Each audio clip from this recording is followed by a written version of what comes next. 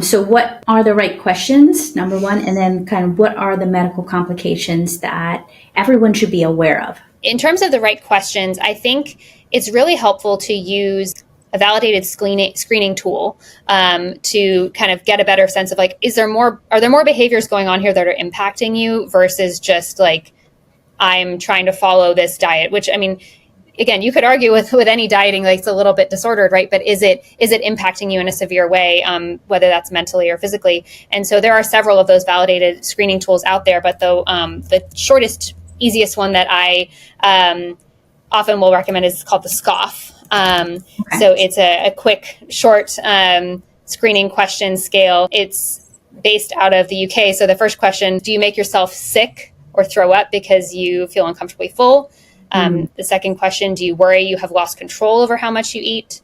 O is, have you lost more than 1 stone, which is 14 pounds in a 3-month period? F, do you believe yourself to be fat when others say you're too thin?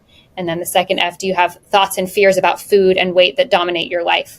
And I think this is the key thing, is like, how much of an impact is your thinking about food having on your life? Is that something that you're planning your entire day around? Are you skipping family functions because you're worried about what the food is going to be there? Is there going to be an option available to you? Are you, not eating cake at someone's wedding because you're worried about the calorie content or whatever it is about the cake? There's a lot of social things you can miss out of because of how much of a impact that food decision has on your life.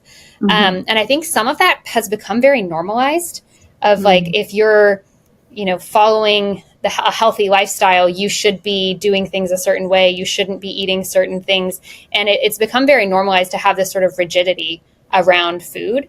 And often even like moralized, right? This is the good moral thing to do, to be taking care of your health. And so it can cross some lines there. So I think those are helpful sort of screening questions for a clinician. But then in terms of medical complications, like you mentioned, obviously in the very severe cases of malnutrition, we see things like loss of menstrual period or low hormone levels in men and women with eating disorders.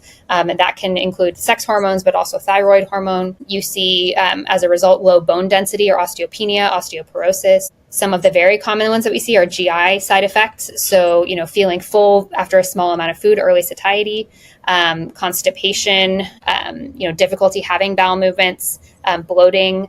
All of those are very common symptoms that people with disordered eating and eating disorders will experience just because of that irregularity of intake. And then the gut's natural response to low intake is to slow down to conserve energy. So then you can get this constipation cycle that happens.